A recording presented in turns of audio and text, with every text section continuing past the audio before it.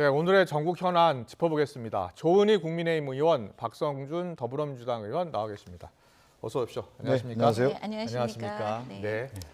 오늘 윤석열 대통령이 국무회의에서 예정에 없던 사실상의 대국민 담화였습니다. 그렇죠? 25분, 23분 정도 했다고 하는데요.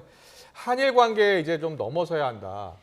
왜 전격적으로 그런 결정을 했는지 그 배경을 설명했고요. 주 69시간 문제에 대한 생각도 밝혔습니다. 자, 먼저 조은희 의원님. 네. 오늘 윤 네. 대통령이 직접 이렇게 대국민 담화를 통해서 입장을 밝힌 배경은 어디에 있다고 보세요? 정치적인 이득을 위해서 반일 감정을 이용하는 그런 세력이 있다 이렇게 말씀하셨잖아요. 예, 민주당을 겨냥한 겁니까? 뭐 그것은 예. 뭐 듣는 분이 예. 판단하시면 될 것 같고요. 그래서 그 부분에 대해서 국민에게 직접 소통하고 진의를 전달하고자 하는 네. 그런 마음이 아니었나 생각합니다. 네. 야당의 생각은 어떻습니까, 박성준 의원님? 오늘 저 정도 이제 발언을 했다라는 것은 예. 윤석열 대통령이 한일 정상회담 이후에 이 사태의 심각성을 인식한 거죠. 네. 이 여론이 심상치 않구나라고 하는 이제 진화 작업에 들어갔다고 볼 수가 있을 것 같고요. 그렇군요. 예. 가장 큰 대통령의 말씀 중에 보면 이제 네. 과거에 대한 얘기, 이제 과거를 넘어서야 한다고 그랬는데 네. 저는 취지는 좋다고 합니다. 역사의 발전이라고 하는 거, 한일 관계의 미래를 위해서 가야 되는 것이죠. 네. 그러니까 하나만 갈 수가 있습니까? 우리만 갈 수가 있는 겁니까? 일본의 지금 모습을 보면은 일본은 미래로 가고 있지 않죠. 네. 현재에서 과거로 가고 있죠. 우리만 그러면 현재에서 미래로 갈 수가 있는 겁니까? 예. 엇박자가 나고 있는 것이죠. 네. 그렇기 때문에 국민들이 바라볼 때 이 한일 정상회담이라고 하는 것 자체가 잘못됐다라고 하는 비난의 여론이 쏟아지니까 예. 대통령이 오늘 진화 작업에 나섰다 이렇게 볼 수가 있는 것이죠. 알겠습니다. 윤 대통령이 오늘 여러 이야기를 했는데 전임 정부가 한일 관계를 그대로 방치했다 이렇게 이야기를 했어요. 사실상 뭐 문정부를 겨냥한 것 아니냐라는 이야기가 나왔습니다. 맞습니까? 저는 맞다고 생각합니다. 예. 왜냐하면은 전임 정부가 예. 지금 한일 관계를 방치하면서 경제나 안보 또 여러 가지 한일 관계에 있어 그 일본의 교포들까지 예. 지금 어려움에 처해져 있다. 그리고 특히 2019년에 네. 지소미아 종료를 선언하고 3개월 만에 또 유예를 하고 굉장히 대통령 입장에서도 지금 옳은 일을 해야 된다. 네. 인기가 떨어지더라도 왜냐하면 그 출구가 없는 미로에 갇혀 있는 것 같다. 이런 말씀을 하셨거든요. 예. 그래서 이제는 과거에 방치됐던 한일 관계를 미래를 향해서 문을 열고 과거와 미래를 같이 문을 여는 통로를 만들어서 또 특히 한미일 새로운 관계를 만들어야 된다. 이런 생각이 강하셨던 것 같고요. 예. 본인도 지금 문재인 대통령처럼 이렇게 방치할 수도 있는데 인기를 생각하면 그럴 수 없었다고 네. 지금 고백하고 계시지 않습니까? 알겠습니다. 일본이 호응하지 않고 있고 미래로 가려고 하는 것 같지 않다라는 이야기 해주셨잖아요. 네. 예, 일본이 어떤 조치를 내놔야 된다고 생각하십니까? 그러니까 한국과 일본의 역사라고 하는 뭐 지금 이제 윤석열 정부에서 미래 지향적 관계로 가겠다고 하지만 네. 사안 자체가 과거, 현재, 미래에 다 얽혀 있는 이슈란 말이죠. 예. 지금 얘기하는 것처럼 예. 강제동원 해법에 대한 제한뿐만 아니라 독도 문제라든가 또 하나 후쿠시마 예. 오염수에 대한 문제라든가 네. 사도광산의 문제라든가 우리가 얘기한 수출 규제 문제라든가 이것이 어느 하나 그냥 풀 수 있는 문제가 아니란 말이에요. 예. 이제 접근 자체를 한번 보자고요. 저는 이제 우리가 어떤 협상을 하거나 할 때 스몰 딜, 빅 딜 얘기 많이 하지 않습니까? 네. 우리 정부는 제가 보니까 윤석열 정부는 강제동원 해법이라고 하는 스몰 딜을 통해서 한일 문제를 다 풀고 싶어 했던 것 같아요. 네. 제가 보니까. 그러면서 이제 스텝 바이 스텝으로 가고자 하려고 했던 것 같은데 네. 지금 일본은 그렇지가 않단 말이에요. 일본의 정치적 의도라는 게 분명히 뭐냐면 강제동원 해법이라고 하는 것을 하나 낚았다. 예. 그러면서 자기들의 이슈를 다 덮어씌우는 겁니다. 지금 그러면서. 예. 오히려 우리 정부가 볼 때 당하는 것이죠. 그 얘기를 못했습니까? 일본 문제라고 하는 이슈 자체가 하나를 푼다고 해가지고 다 풀리는 문제가 아니란 말이에요. 그렇기 때문에 어떻게 해야 되냐면 지금 윤석열 대통령이 과거에도 그 얘기했잖아요.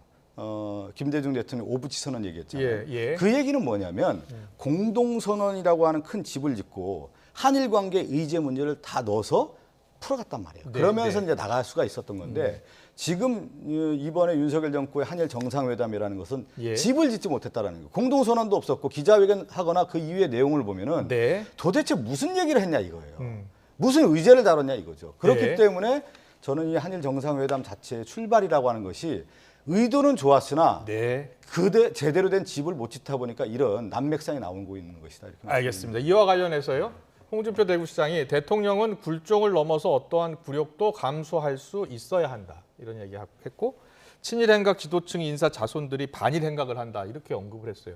혹시 보셨습니까? 네, 얼핏 봤습니다. 예. 근데 지금 홍준표 대표가 하시는 시장이시죠? 예. 하시는 말씀이 지금 제가 민주당을 좀 예로 들겠습니다. 네. 민주당의 최강욱 의원이요. 보수 지지자들이 일장기를 들고 윤석열 대통령을 호소하더라. 지지하더라. 이렇게 얘기를 했는데 그게 사실 확인을 안 했어요. 예. 그러고 나서는 스르슬쩍 지웠어요. 예. 그리고 문재인 전 대통령의 측근이죠. 지금 타견민 전 행정관은 대통령이 일장기를 향해서 고개를 숙인다. 근데 그게 페이스북에서 가짜 뉴스로 낙인이 찍혔어요. 예. 그런데 정작 5년 동안 북한에 끌려다니면서 운전자론이 결국은 미사일을 하지 못했잖아요. 네. 그런 문제에서 자위대가 한반도를 질주한다. 그리고 이완용이다. 이렇게 정치 공세를 하고 있는 것에 대해서 대통령은 우리 국민과 안전을 또 국익을 보호하기 위해서는 어떤 결단이라도 외로운 결단이라도 해야 된다. 이런 말씀을 하신 걸로 생각합니다. 예. 민주당에서는 신을사조약 버금가는 대일 굴욕 외교다. 구력 얘기죠. 예. 지금 홍준표 시장의 페이스북 글인가요? 네. 페이스북 그 내용을 보면 홍준표 시장도 뭐냐면 이 외교 자체가 굴욕이라는 거 아니에요. 예. 그리고 굴종이라는 거 아니에요. 이미 인정한 거란 말이에요. 네. 그것도 감내라는 거 아니에요. 굴욕과 굴종을 예, 그러니까 예. 이미 인정하고 있는 거예요. 지금 예, 홍준표 시장이. 예. 홍준표 시장이 지금 보호해 주려다가 오히려 지금 제가 볼 때 윤석열 정권을 공격하는 그런 말로 지금 만들어 낸 것이죠. 그렇게 또 해석이 된다. 그렇게 될 수밖에 없는 것이죠. 네. 그 말 자체에 홍준표 시장의 언어의 함축적 의미가 그렇게 전달되는 거고. 알겠습니다. 한일 정상회담 이후에요. 일본 언론들이 잇따라서 보도를 합니다. 독도 문제도 거론을 했다. 그리고 후쿠시마 수산물 문제도 수입 문제도 이야기를 했다라는 입장을 밝히면서 우리 정부가 거기에 대해서 정확하게 입장을 밝히지 않았는데 나흘 만에 어제 이제 밝혔어요. 뭐라고 했냐면 유감을 표명했어요. 외교당국이. 좀 너무 늦은 대응 아니냐. 한 발 늦은 대응 아니냐. 적극적으로 잘못된 것을 잘못됐다고 말을 해야 되는 것 아니냐라는 비판이 있었습니다. 이례적으로 대응을 한 거죠. 예. 그리고 또 제가 아까 말씀 좀 못 드린 게 있는데 네, 네. 두 가지를 좀 말씀드리겠습니다. 첫 번째 3월에 한일 정상회담, 네. 4월에 미국에 네. 12년 만에 국빈 초청으로 미국 방문해서 그 한미 한미 정상회담을 하죠. 예. 그리고 5월에 15년 만에 G7의 초대를 받아서 또 일본에 가면 한미일 정상회담이 있습니다. 네, 네. 그리고 나서 가을에 여름이나 가을에 또 일본 총리가 답방이 있죠. 네. 그 1년의 외교 흐름이 윤석열 대통령이 반쯤 찬 잔을 가득 채우는 과정이다. 이런 말씀을 드리고요. 예. 그다음에 G7은 본래 G8였습니다. 근데 네. 러시아가 빠진 자리죠. 그 자리에 지금 헤리티지 재단은 한국이 들어가서 마땅하다 이렇게 얘기를 하지 않습니까? 그래서 이번에 G7 네, 정상회의 가면서 G8으로 가는 길을 열었다. 이런 네. 말씀을 드리고요. 또 한 가지가 있는데 좀 이따 얘기하겠습니다. 알겠습니다. 네. 알겠습니다. 대통령실에 여러 해명이 있었습니다. 일본 산케이신문 보도를 비롯해서 일본 언론들에 대해서 유감을 외교부가 밝혔고요. 하지만 민주당의 공세 수위는 계속 높아지고 있습니다. 자, 국정조사도 추진하겠다고 했는데요. 박홍근 원내대표, 주호영 원내대표의 말을 직접 듣고 오겠습니다.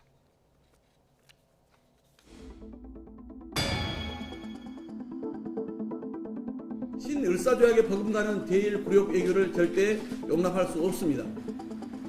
민주당은 국민 뜻을 받들어 국정조사 추진을 본격 검토하겠습니다. 사과 한마디 없이 모든 것을 내주고 일본으로부터 추가로 받은 청구서가 대체 몇 개인지 모르겠습니다.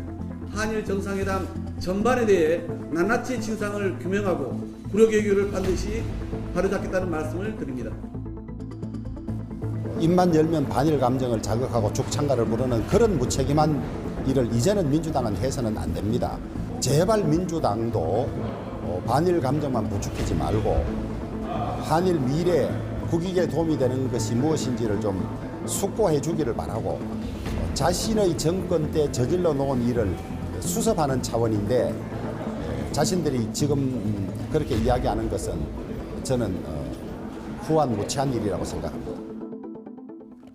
네, 민주당에서는 한일 정상회담 관련해서 국정조사를 추진하겠다, 검토하겠다라고 이야기했는데요. 박성준 의원께 직접 여쭤보겠습니다.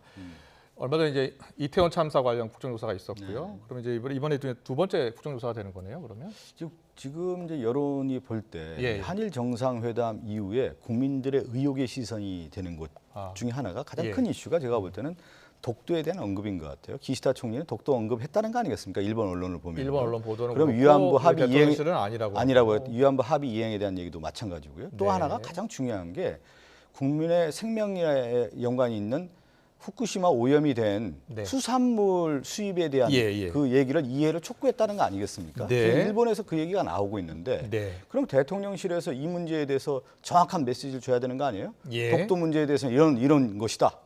위안부 합의에 대해서 이런 것이다. 특히 네. 수산물과 관련돼서는 우리는 도저히 받아들일 수 없다.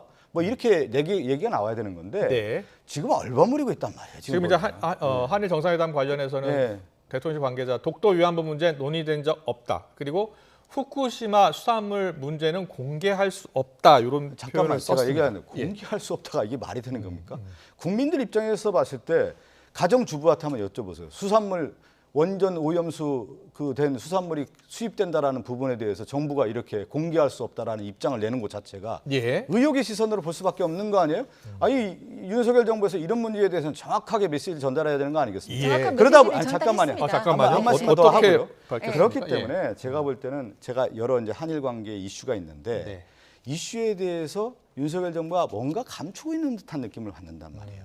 그랬을 경우에 이건 국정조사를 통해서 밝혀야 되는 것이 아니냐 이렇게 얘기하는 거예요. 알겠습니다. 조은님, 네, 저 범죄 후쿠시마- 피의자죠. 예. 8개 범죄 피의자를 대표로 두고 민주당이 지금 방탄 국정조사를 하겠다는 겁니다. 아니, 그리고 후쿠시마 수산물 문제는 공개할 수 없다. 왜 다른 입장을 밝힌 게 있습니까? 혹시? 지금 위안부하고 독도는 거론된 적이 없다고 않았다고 했었고 얘기했고, 후쿠시마 수산물 문제는 문제는- 수산물 문제는 예. 공개할 수 조금 없다. 공개할 수 없다고 했지만 예. 국민의 건강을 생각해야 된다는 예. 멘트가 나온 거죠. 아, 예. 네. 예. 그렇기 때문에 저거는 일본의 일반적인 희망사항이지만 우리가 받아들일 수 없다. 그리고 민주당은 저걸 제2 광우병 사태로 몰아가고 있는 거 아닌가 하는 의심이 듭니다. 후쿠시마 수산물 문제 같은 경우에는 언급된 적이 없다라든지 아니면 후쿠시마 수산물 문제는 국민의 건강을 잘 챙기고 이게 먼저다라는 입장 정도가 나오지는 않았나요? 나왔다고 생각합니다. 나왔어요? 한번 확인을 해봐야 될 것 그리고 같아요. 예. 그다음에 제가 또 아까 드리려다 말씀이 예. 7광구 개발이 있습니다. 예. 우리나라는 그 석유가 한 방울도 나지 않지 않습니까? 예. 그런데 박정희 대통령 시절에 네. 한일 공동 개발 협약을 맺었어요. 예. 그게 50년이면 끝이 납니다. 네. 그런데 끝나기 3년 전에 네. 누구든지 끝났다고 선언을 할 수가 있어요. 네. 그런데 이번에 선언을 하게 되면 네. 2년이 남았는데요. 이제는 그 배타적 경제 수요 개념이 도입됐기 때문에 이게 예. 일본으로 그대로 넘어갑니다. 예. 미국의 석유의 4.5, 예. 그다음에 사우디아라비아의 석유와 가스의 버금가는 매장량이 있다고 조사가 되는데요. 네. 그런 부분에 대해서 저는 일본에 대해서 윤석열식 햇볕 정책을 함으로써 네. 7강구 문제에 대해서도 대통령이 관심을 가지실 거라 기도하고 있습니다. 알겠습니다. 후쿠시마 수산물 수입과 관련해서 대통령실이 입장을 이렇게 밝혔군요. 만일 우리 국민의 안전과 건강을 위협하는 일이 있다면 절대로 받아들일 수 없다라고 이야기하면서 구체적인 내용은 언급할 수 없다. 그래서 이런 이야기를 대통령실이 했군요. 다 얘기했는데 예. 민주당은 안 했다고 지금 그게 아니라 얘기를 하지 않습니까? 그런데 지금 구체적인 어떻게 사실은 말씀하실 거예요? 언급할 수 없다라는데 구체적인 사실이 도대체 뭡니까? 그 얘기를 했거든요.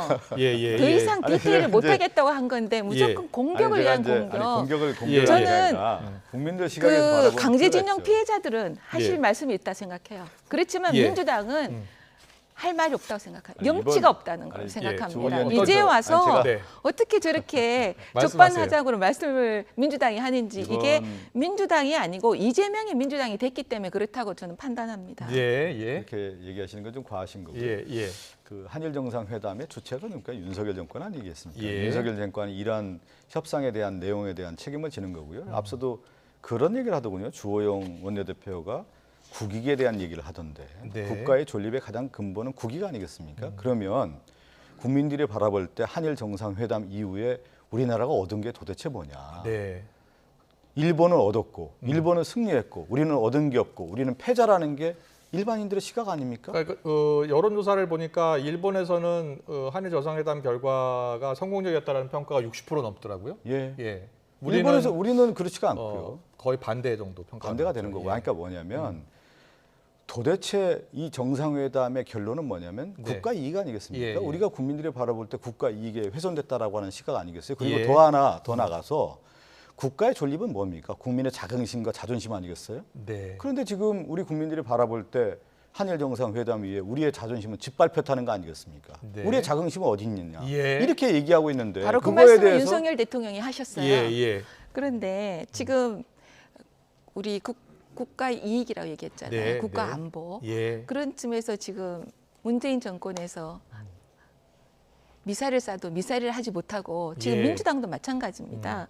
북한의 핵탄두가 우리 머리 800m에 올 수가 있는데 네. 거기에 대해서는 한마디도 하고 있지 않지 않습니까? 그리고 그냥 외교가 잘못됐다. 지금 한일 관계와 한미일 공조는 네. 결승점에 온 게 아니고 이제 출발점에 선 겁니다. 예. 그런데 성과를 내놔라. 네. 이렇게 하면 그럼 문재인 정부 5년 동안 민주당 지금은 뭐 하고 있었느냐 그 말을 되묻고 싶은 거죠. 알겠습니다. 오늘 대통령 언급이 한일 정상회담뿐만이 아니라 주 60시간, 주 69시간 개편 관련해서도 언급이 있었기 때문에 이 문제 좀 이야기 나눠보겠습니다. 윤석열 대통령이 이제 주 60시간 이상 근무가 건강보호 차원에서 좀 무리다라는 이야기를 했어요. 지난번에도 한번 언급했고 다시 재차 언급을 했습니다. 그러니까 주 69시간제 입법 예고까지 한 상황이었는데 양대 노총뿐만 아니라 흔히 말하는 이제 MZ 노조도 반대하고 나서면서 여론 수렴에 좀 더 나서라, 보완책 마련하라라고 지시하고 난 다음에 나온 겁니다. 자, 주 60시간 이상 근무 건강보호 차원에서 무리란 뜻은 주 60시간이 이제 상한선이라는 뜻일까요? 아마도 저는 그렇게 봅니다. 네. 왜냐하면 그동안 이제 일부 혼선이 있었던 건 사실이고요. 예. 그런데 지금 오늘 대통령의 말씀으로 원보이스가 됐다고 생각합니다. 네. 물론 주당 60시간 이상 근무가 건강보호 약자 노동자, 네. 예를 들면 MZ세대나 노조 미가입자, 예. 중소기업 근로자, 노동 약자를 위해서 건강권을 확보를 해야 된다. 이런 취지의 말씀이셨고요. 예. 또 일부에서는 근로시간 유연화의 정책의 후퇴 아니냐 그러지만 이 정도는 해야지 건강권을 보장할 수 있다. 이런 취지로 말씀하신 것 같습니다. 민주당에서는 아예 즉각 지금 폐기해야 된다는 거죠? 아니 제가 예. 저는 이제 윤석열 정권이 들어서서 저는 국정 아젠다가 도대체 뭔가 했었어요. 근데 도대체 국정 아젠다 제시도 안 되다가 어느 날 갑자기 노동개혁, 교육개혁, 연금개혁 한다고 얘기가 삼대 나오더라고요. 개혁이요? 3대 개혁 한다고 하는데 예. 그 노동개혁이라고 하는 것이 근본적으로 보면 노동시간에 대한 것이 철학이 있어야 되는 거예요. 여기서 출발하는 거 아니겠습니까? 노동자의 노동시간이라는 것이. 근데 69시간 어느 날 발표하다가 그 여론의 질타를 받으니까 갑자기 60시간 얘기했다가 노동부 장관은 또 한꺼번에 일하고 또 장기 휴가 가면 된다고 얘기하고 대통령도 그렇게 얘기하고 직장 생활 해본 사람이 지금 대통령실에 있는 건지는 모르겠어요. 저도 방송국에서 우리 김앵커처럼 오래 일했지만 연차 휴가 쓰기 어려워요. 예, 일반 직장인들 예를 들어서 2주간 휴가 갔다 온다고 하면 그 직장에 자리가 없어지는 거 쉽게 얘기하면 그 정도로 힘든 시간을 보내고 있는 건데 다들. 네, 그러니까 네. 69시간 자체가 말이 안 된다라고 20대 지금 젊은 그 직장인들이 다 얘기하고 있지 않습니까? 조은희 의원님, 그 현실을 좀 제대로 반영하지 못한 69시간제 개편 아니었다라는 지적이 사실 많아요. 근데 그게 예. 69시간까지 일해야 된다고 최대 지금 69시간이죠. 그렇죠. 그게 지금도 52시간 하지만 선택적으로 69시간 할 수 있지만 그것을 하는 회사는 거의 없습니다. 법정 노동 시간이 40시간이고요. 주 네. 52시간까지 할 수 있는 거죠. 지금 플러스 현재. 69시간까지 할 수가 있습니다. 네, 이번에 이제 새로운 제도 개편돼서 확정이 아니 되면 이 제도 말고요. 아, 그렇습니까? 기존의 제도에서도 할 수가 있습니다. 예. 그렇지만 그걸 선택하는 회사는 없었어요. 그렇죠. 그런데 유연하게 하기 위해서 주 단위로 묶여 있던 것을 달, 분기, 예. 1년 6개월 이렇게 예. 유연하게 할 수 있다. 그런데 그것이 69시간까지 일해야 된다로 오해가 되는 바람에 네. 지금 이런 혼선이 빚어진 거고요. 예. 그런 혼선이 빚어진 거에 대해서는 좀 부족했다고 저는 인정합니다.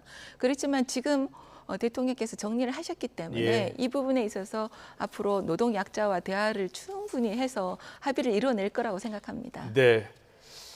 자, 이건 뭐 윤석열 대통령 관련해서 오늘 두 가지 발언 짚어봤습니다. 이게 한일 정상회담 관련해서 그리고 주 60시간 제도 관련해서 이야기 나눠봤는데 주 60시간제 같은 경우에는 좀 더 여러 여론을 수렴해서 뭐 서두르지 않겠다라고 이야기했어요. 그래서 좀 더 지켜봐야 될 것 같아요. 어떻게 안이 나올지요. 제가 한번 말씀 다음 이슈 드릴까요? 넘어가려고 하는데. 다음 예. 이슈 요거 말씀 좀 짧게, 예. 제가 약간 이제 윤석열 정권이 해야 될 일 중에 하나가 뭐냐면 네. 가장 중요한 일이 대내 정책과 대외 정책의 큰 방향이 있어야 되는 거예요. 네. 우리가 이제 얘기하는 대내 정책이 가장 어려운 분야가 교육 문제라든가 노동 문제인 겁니다. 네. 그래서 김대중 대통령 같은 경우는 아주 정교하게 일을 했단 말이에요. 근데 네.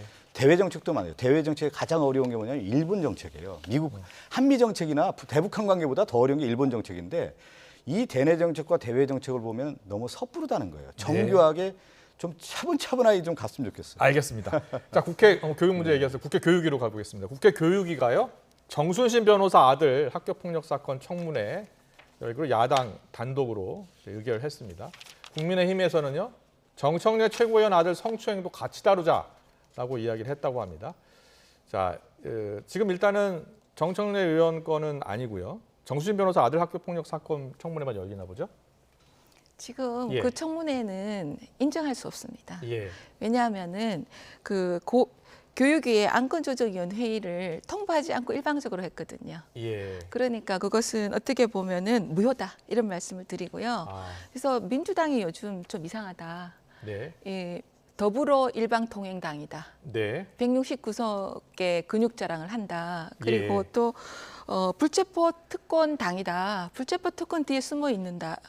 그다음에 그러면서 의원 정수는 50명 늘리겠다. 이렇게 하는데 그 일련의 전체 과정이 이재명 민주당 대표의 범죄 혐의를 방탄하기 위한 거 아닌가. 예. 그래서 민주당이 가는 길이 조금 우려스럽다. 이런 말씀을 드립니다. 알겠습니다. 이거는 법적으로 문제가 있다는 게 아니, 절차상 문제 있다는 게 법적인 뭡니까? 떠나서 이제 예. 뭐 당연히 이제 그 상임위원회에서 할 수 있는 문제고요. 네. 그건 전혀 절차상의 문제가 되지 않는다고 예. 말씀드리겠고 예.